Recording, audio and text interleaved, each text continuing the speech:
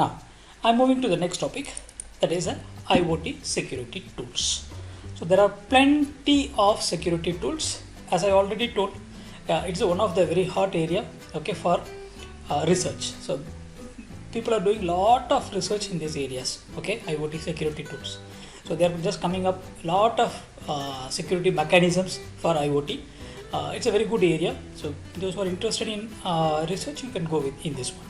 Now, so here there are 7 different things we listed out here, 7 different tools, security tools. Okay, so this is not the entire list. Okay, there are so many other things available, but just for the lecture purpose, we just minimize it to the 7 different security tools.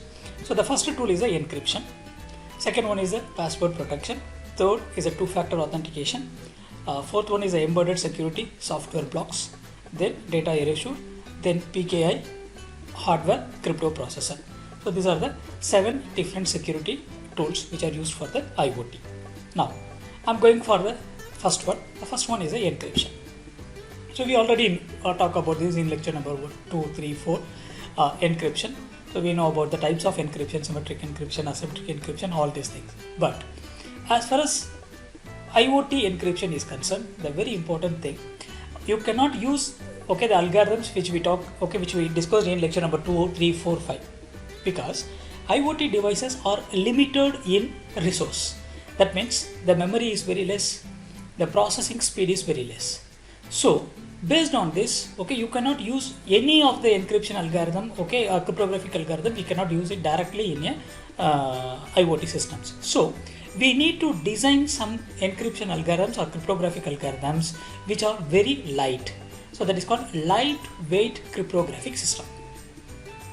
So this algorithms, it will run only on the IoT devices. So with lot of constraints, okay, resource constraints, okay, as I already told, the 3 different resource constraints is, first one is the memory, second one is the processing speed, okay, memory, processing speed, and also the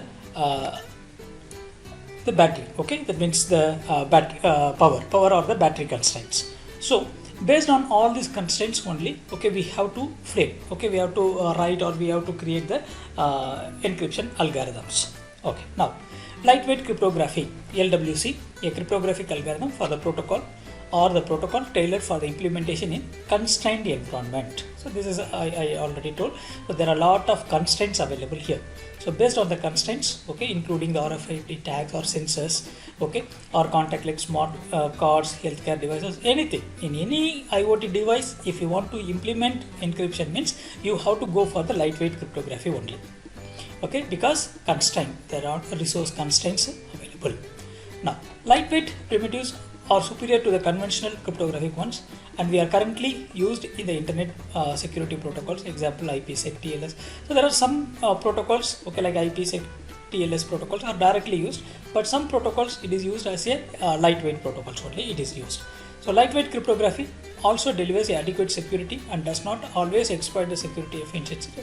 It is also providing, lightweight also it is providing proper security, but still I cannot say it is completely saturated, the field is saturated, still people are working and find it.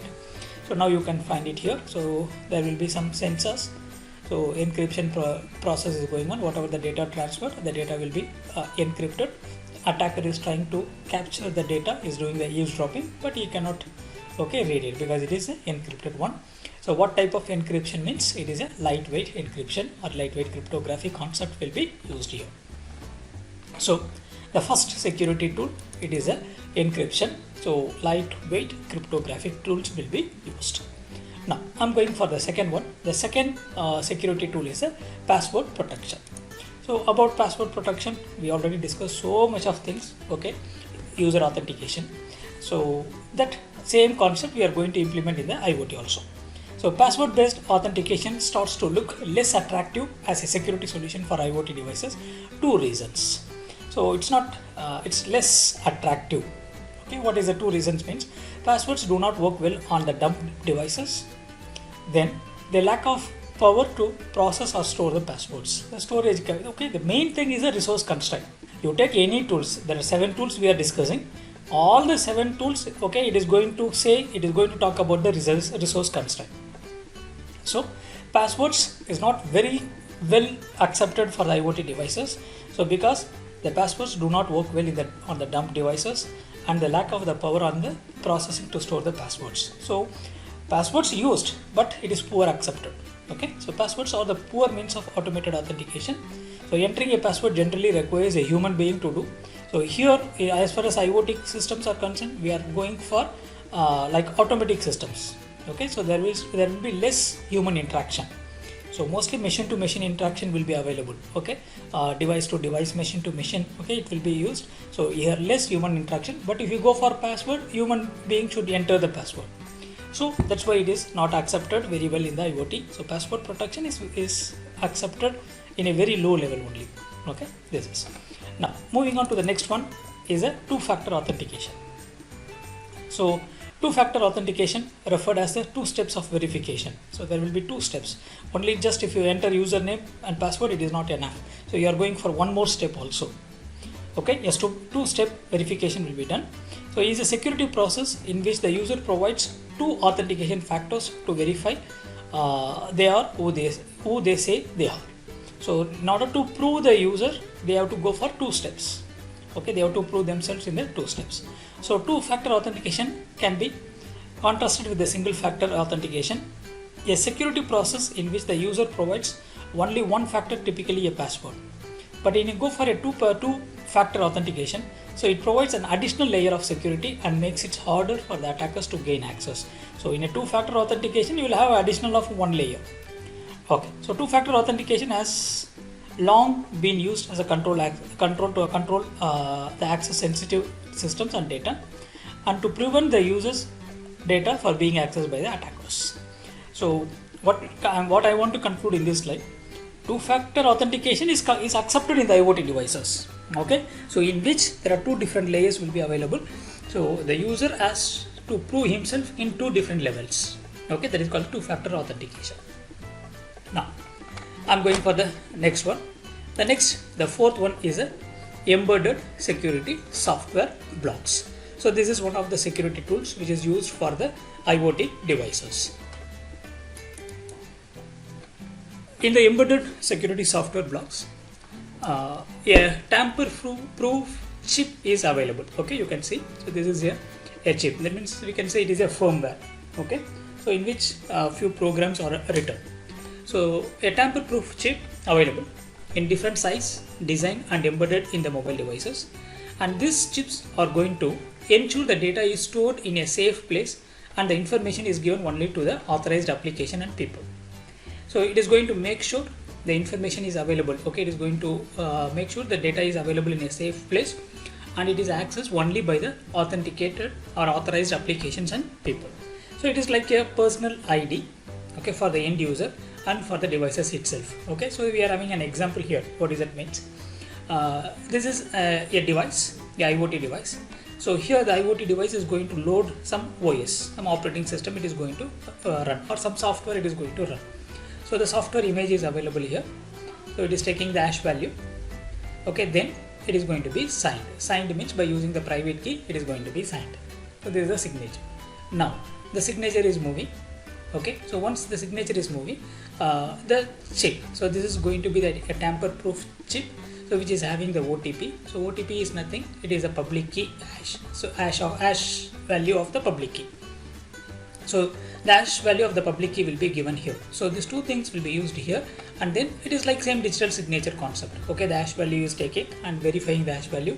If both are going to be same, okay, the operating system will be loaded. If both the things are not matching, it is going to be failed. Okay, the same digital signature concept. So what is the role of this particular chip means? So it is going to provide the OTP. So this is going to authenticate. Okay, that means the software is given to the right person. Okay, so that is the thing. So this is just an example. Okay, but the chip can be used, the tamper-proof chip can be used for different activities. Okay, not only for loading the iOS, even for the authentications it will be used. Okay, for confidentiality purpose it will be used. So for so many purposes, okay, it will be used. Okay, so this is about the embedded security software blocks. Now moving on to the next tool. So the next tool is a data erasure. So here Sometimes it is referred as data clearing or data wiping out. So eraser means like cleaning the things, just cleaning the things. Okay, it is software based for overwriting the data that aims to completely destroy all electronic data residing on a hard disk drive or other digital media by using the zeros and ones. Okay, and overwrite the data into the all sectors of the device. Actually, this is one of the technique to delete the data. Okay, you might have studied about this in the for forensic investigation. So they will use this. So if you want to delete your data completely, you have to write it, okay, many times with zeros and ones. Otherwise, okay, forensic investigator, they can take your data. Okay, so this is the concept. So by overwriting the data on the storage device, the data is rendered unrecoverable and achieves data sanitization. So your data will be completely deleted. Just if you click a delete button, okay, it doesn't mean the data is deleted. So there are plenty of tools available to recover the data. So if you want to delete the data completely means, okay, you have to write it many times with zeros and ones, overwriting. So ideally, software designed for the data erasure should allow for the selection of a particular specific standard based on the unique needs. Okay, there are tools available. Okay, data erasure tools available. So using this particular tool, you can write only a particular part of your memory, the whole memory you can have. There are some standards available. Okay, plenty of standards available, methodologies available. So you can use any of this methodology to erase your data.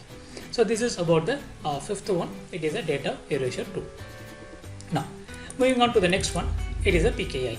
So about PKI, you might have already studied in so many places. So public key infrastructure.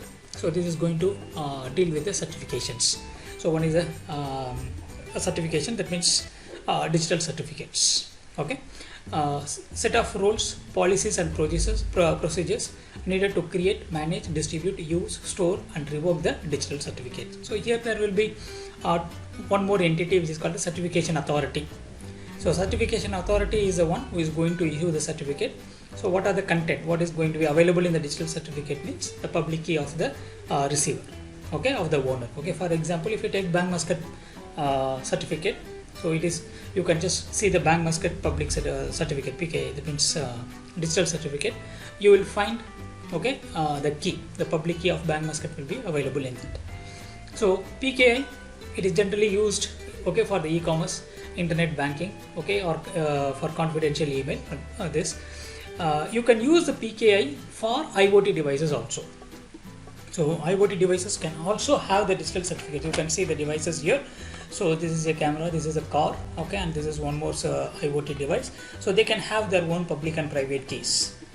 Okay, so if there is any data they want to send, automatically they can use their private key or public key to send their data. So this is the concept of PKI. So PKI can also be implemented in to securing the IoT data. So the last tool is hardware crypto processor. So hardware crypto processor means a secure crypto processor. Okay, it is a dedicated computer on a chip or a microprocessor for carrying out the cryptographic operations. So this will be available as a chip embedded in a packaging with multiple physical security measures. That means tamper proof.